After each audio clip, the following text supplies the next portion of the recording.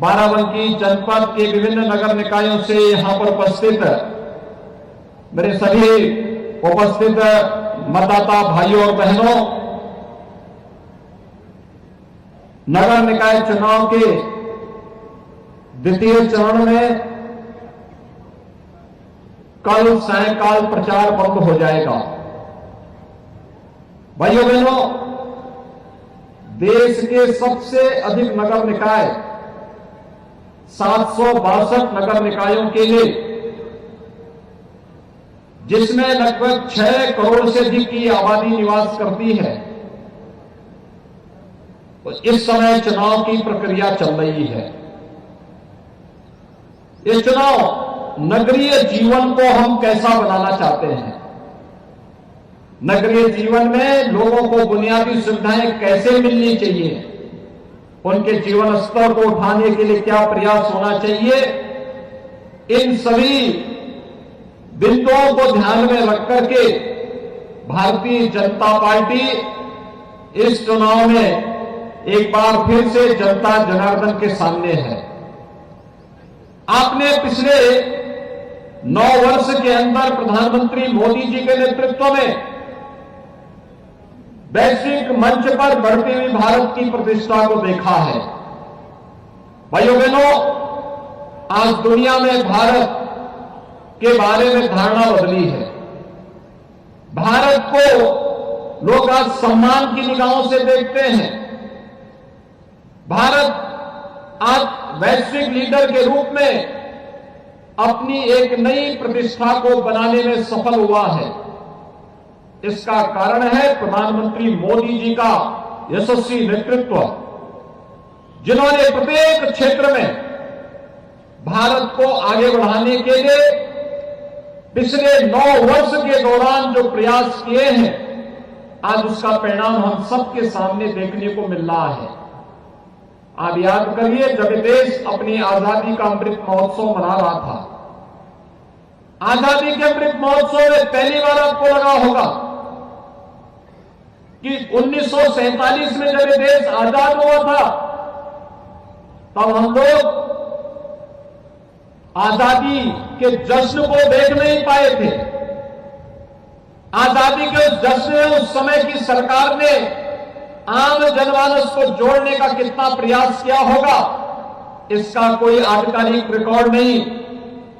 लेकिन भाइयों बहनों, जब आजादी के 75 वर्ष पूरे हो रहे थे, हर घर तिरंगा के माध्यम से प्रधानमंत्री मोदी जी ने प्रत्येक भारतवासी को आजादी के अमृत महोत्सव के साथ जोड़ने का कार्य किया। आजादी के अमृत महोत्सव के वर्ष में जब देश अपनी आजादी के 75 वर्ष पूरे कर रहा था, इससे ज्यादा सुखद अनुभूति क्या हो सकती थी कि जिस ब्रिटेन पर 200 वर्षों ने जिस ब्रिटेन पर भारत पर राज किया था, जिस ब्रिटेन ने 200 वर्षों तक हमारे मूल्यों को कुत्सित तरीके से रौंदने का कार्य किया था, उस ब्रिटेन को पछाड़ करके भारत आजादी के अमृत महोत्सव वर्ष में दुनिया की 5वीं बड़ी अर्थव्यवस्था बना।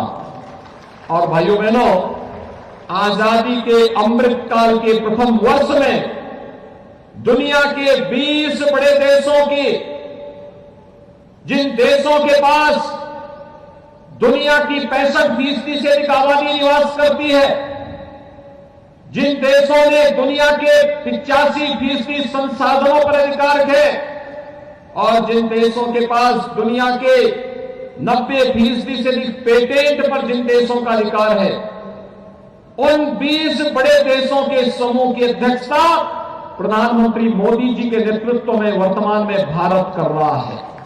हर भारत के लिए गौरव की बात है। आज भारत का नागरिक दुनिया में जहां कहीं भी जाता है, सम्मान की निगाहों से देखा जाता है। आपने रूस और यूक्रेन के युद्ध के समय देखा होगा, पहली बार जब 2 देशों के बीच युद्ध हो रहा है, अगर किसी के कहने पर सीज फायर होकर के वहां से सुरक्षित भारतीय नागरिकों को निकालने में मदद मिली, तो पहली बार रूस और यूक्रेन के युद्ध के दौरान आपने देखा होगा। अभी सूडान के अंदर वहां पर आंतरिक संघर्ष के कारण व्यापक पैमाने पर कत्लेआम हुआ, लेकिन भारत दुनिया का अकेला देश था जिसने ऑपरेशन कावेरी चला करके अपने नागरिकों को सुरक्षित निकालने का कार्य किया है।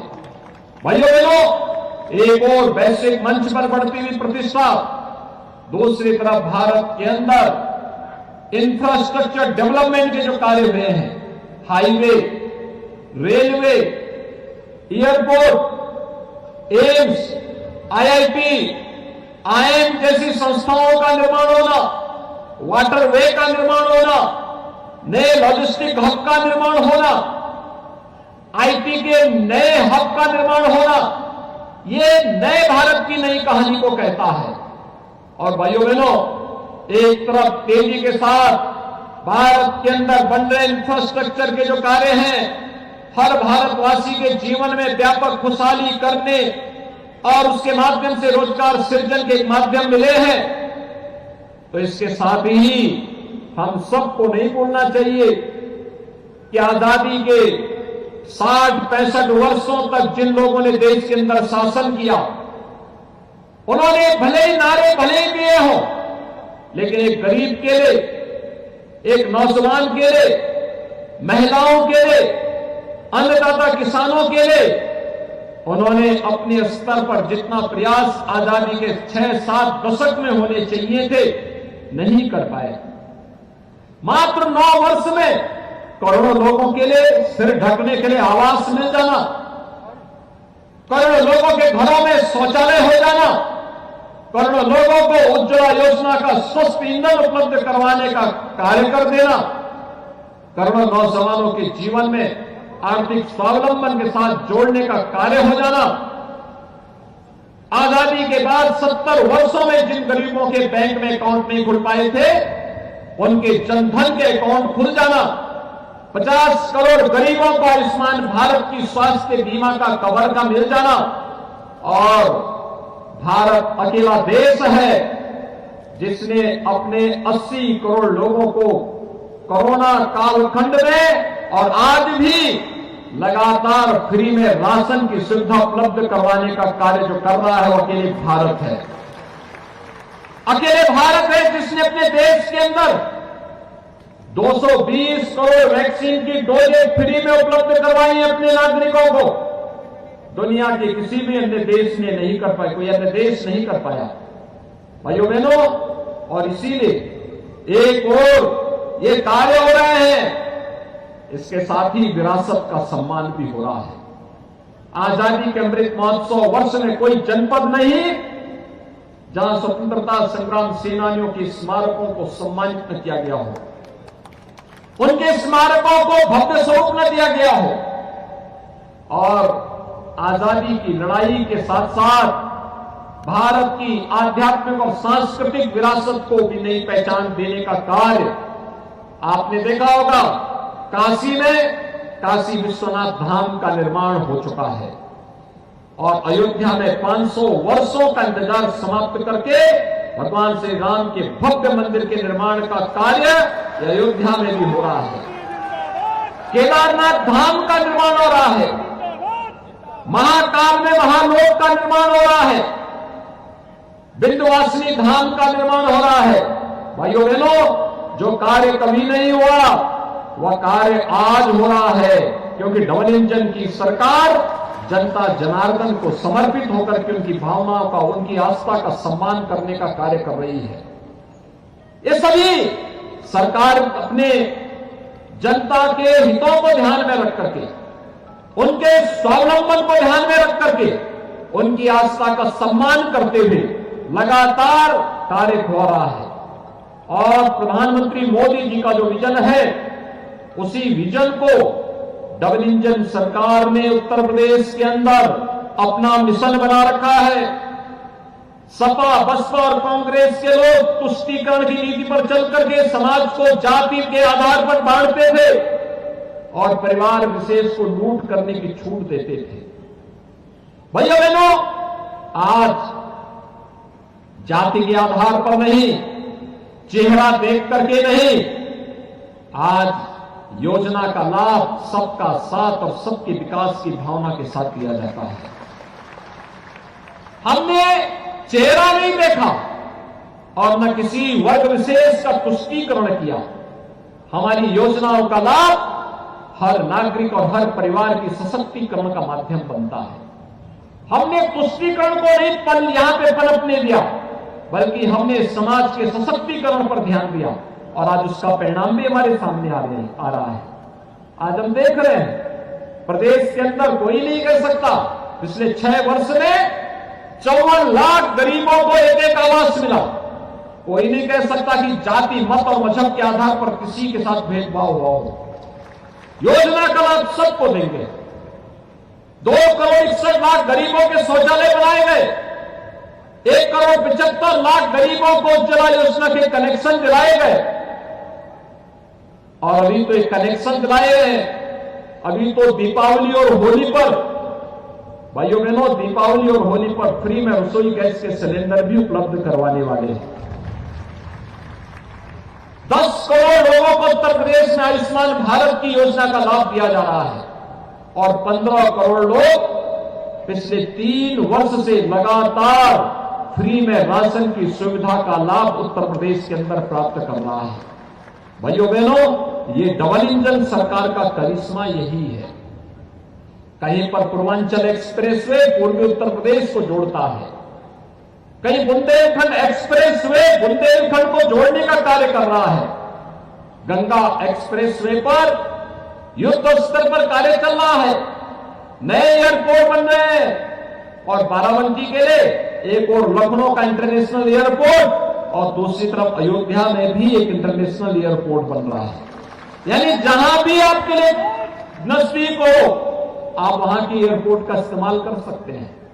एक तरफ राजधानी लखनऊ और दूसरी तरफ अयोध्या।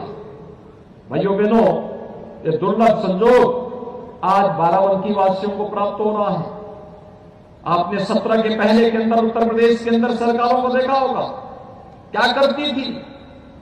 पर्व त्योहार आते थे, भय और दहशत का माहौल बन जाता था। यहां पर जब भी सावन का महीना आता था, लोधेश्वर नाथ मंदिर में जब लोग दर्शन करने के लिए आते थे, व्यापक पाबंदियां लग जाती थी, कर्फ्यू जैसा दृश्य दिखाई देता था। आज कर्फ्यू नहीं लगता है। आज तो कांवड़ यात्रा को पूरी तरह सुरक्षा प्रदान की जाती है, उस पर पुष्प वर्षा होती है, उन्हें हर प्रकार का प्रोत्साहन दिया जाता है। अगर हमने देवा शरीफ के सम्मान के साथ साथ वहां के विकास में सहयोग किया है, तो महादेवा के विकास में भी सरकार लगातार योगदान दे रही है। हमने आस्था का सम्मान सबका किया, लेकिन भेदभाव की कोई शिकायत नहीं कर सकता है। और इसलिए भाइयों बहनों, 17 के पहले के उत्तर प्रदेश आपको भूले नहीं होंगे। क्या स्थितियां थी हमारे नगरों की। ये नगरीय जीवन अर्थव्यवस्था को सुदृढ़ करने का तो माध्यम है ही। आम जनमानस की बुनियादी सुविधाओं को, उनके जीवन स्तर को उठाने का भी एक माध्यम होता है। अच्छी सड़कें मिले, जल निकासी की अच्छी व्यवस्था हो, अच्छी शिक्षा की व्यवस्था हो, स्वास्थ्य की सुविधाएं बेहतर हो, लोगों को शुद्ध पेयजल की सुविधा उपलब्ध हो, कूड़ा कलेक्शन की बेहतर व्यवस्था हो। 17 के पहले की स्थिति क्या थी? हमारे शहर कूड़े के ढेर दिखाई देते थे। किसी भी शहर में जाओ, कूड़े का डंप पड़ा रहता था। यानी शहर की पहचान कूड़े के ढेर से दिखाई देती थी। और आज आपने समाजवादी पार्टी के अध्यक्ष का भी बयान पढ़ा होगा। उनका बयान भी ये व्यक्त कहता है, वो कहते हैं नगर निकाय चुनाव में हमारी रुचि इसलिए नहीं है क्योंकि वो कूड़ा उठाने का चुनाव है। यानी कूड़ा उठाना उनको ये लगता है जैसे उनकी प्रतिष्ठा की विपरीत है। एक व्यक्ति जो उत्तर प्रदेश जैसे राज्य का मुख्यमंत्री रहा हो, उनके द्वारा इस प्रकार के हल्के शब्दों का इस्तेमाल करना, और भाइयों बहनों, वह तब जब उत्तर प्रदेश के अंदर 6 करोड़ लोग नगरीय जीवन में निवास करते हैं, नगरीय क्षेत्रों में निवास करते हैं। ये इन 6 करोड़ लोगों का अपमान है। इन मतदाताओं का अपमान करने का प्रयास हो रहा है। ये कोड़ा नहीं, ये सपा बसपा के कचड़े को साफ करने का चुनाव है। उनकी गंदगी को सफाई करने का, उनकी अराजकता करों की अवसरवादिता को साफ करने का चुनाव है। और इसीलिए इस सफाई अभियान के साथ हम लोगों ने और प्रधानमंत्री मोदी जी ने स्वच्छ भारत मिशन का अभियान भी चलाया। पहली बार स्वच्छ भारत मिशन का परिणाम है हर गरीब के घर में एक एक शौचालय बन गया। यह स्वच्छ भारत मिशन हर नागरिक की यानी नारी गरिमा की सुरक्षा का प्रतीक तो बना ही, यह स्वच्छ भारत मिशन साथ ही साथ स्वस्थ भारत का मिशन भी बना। स्वस्थ भारत की आधारशिला भी यहीं से प्रारंभ होती है। बीमारियों का खर्चा लोगों का घटा है, कम हुआ है। लोगों को बेहतर सुविधाएं मिलनी प्रारंभ हुई है। आज किसी भी नगर में आप जाएंगे, आज कूड़े का ढेर उस नगर की पहचान नहीं होती है। आज तो उस नगर की पहचान एक स्वच्छ शहर के रूप में होती है। और हम तो उत्तर प्रदेश के अंदर 17 नगर निगमों को स्मार्ट सिटी के रूप में विकसित कर रहे हैं, जिनमें 10 नगर निगमों को भारत सरकार और 7 नगर निगमों को प्रदेश सरकार उन्हें सपोर्ट करके स्मार्ट सिटी मिशन के अंतर्गत वहां पर जनता की बेहतरीन सुविधाओं के लिए कार्य कर रही है। भाइयों बहनों, 2017 के पहले हमारे शहरों में शोधों का आतंक हुआ करता था। बेटियां स्कूल नहीं जा पाती थी, महिलाएं बाजार नहीं जा पाती थी, व्यापारियों से रंगदारी वसूली होती थी। कोई व्यक्ति घर के बाहर निकला हो वापस आ सके इसकी कोई गारंटी नहीं थी। आज तो हमारे शहर सेफ सिटी हो रहे हैं, सेफ सिटी के रूप में अपनी एक पहचान बना रहे हैं। हमने एक ट्रायल किया पूरे प्रदेश के 75 जनपदों में। जब कोरोना कालखंड में हमें एक एक चीज की मॉनिटरिंग करनी थी, हर जिले में हमने integrated command and control centre तैयार किए थे। एक कमांड एंड कंट्रोल सेंटर उस जिले के अंदर कोरोना प्रबंधन के कार्य की मॉनिटरिंग कर रही थी।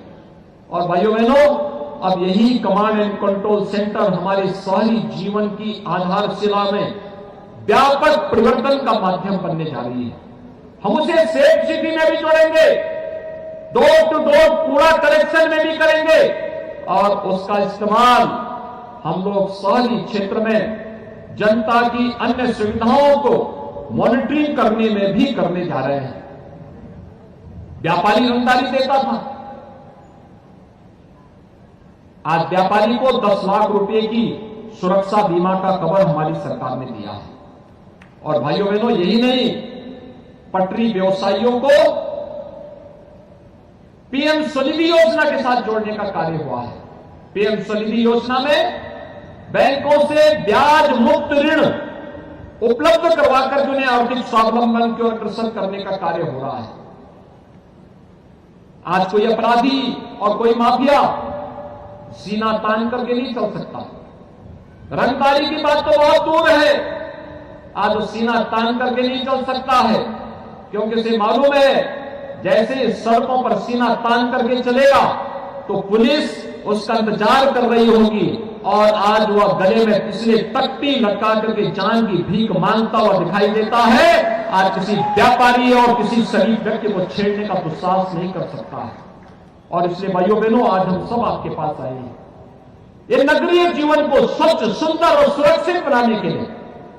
हमारी सिटी हो स्मार्ट, हमारे नगर हो सेफ सिटी के रूप में हमारे नगर अपनी पहचान बनाए, जनता को बुनियादी सुविधाएं प्राप्त हो, हर घर नल की योजना प्रभावी रूप से लागू हो सके।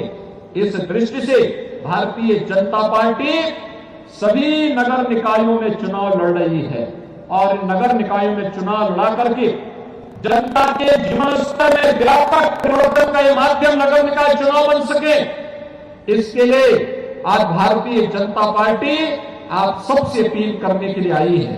और भाइयों बहनों, इसमें से हमने जो प्रत्याशी उतारे हैं, श्रीमती शशि श्रीवास्तव को नगर पालिका परिषद बाराबंकी के प्रत्याशी के रूप में हम लोगों ने अपना प्रत्याशी बना करके एक बार फिर से आपकी सेवा के लिए बाराबंकी के अंदर दिया है।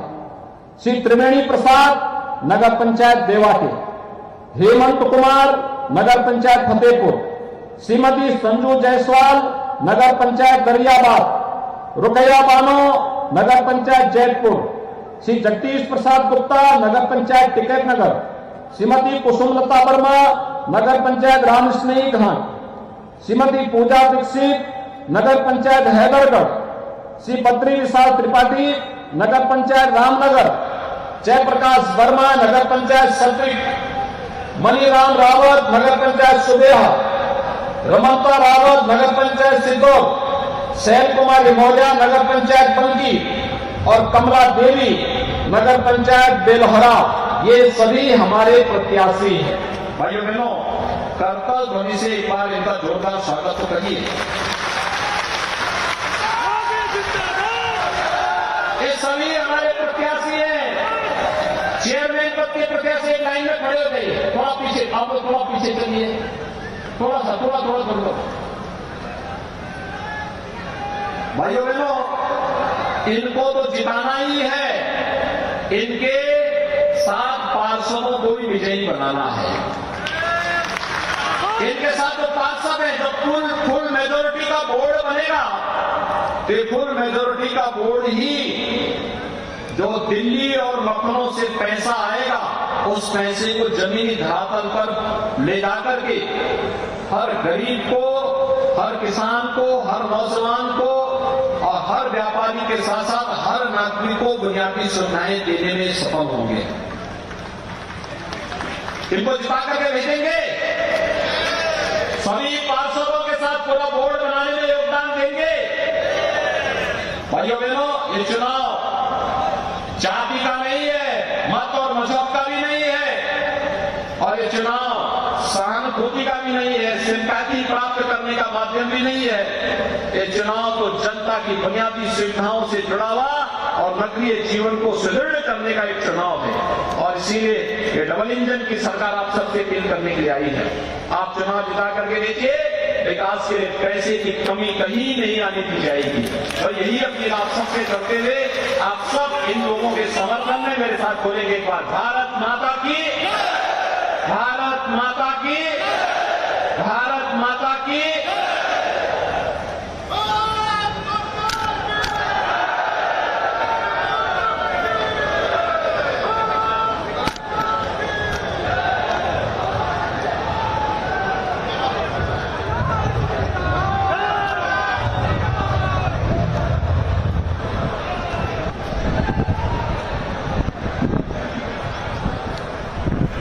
मुख्यमंत्री जी का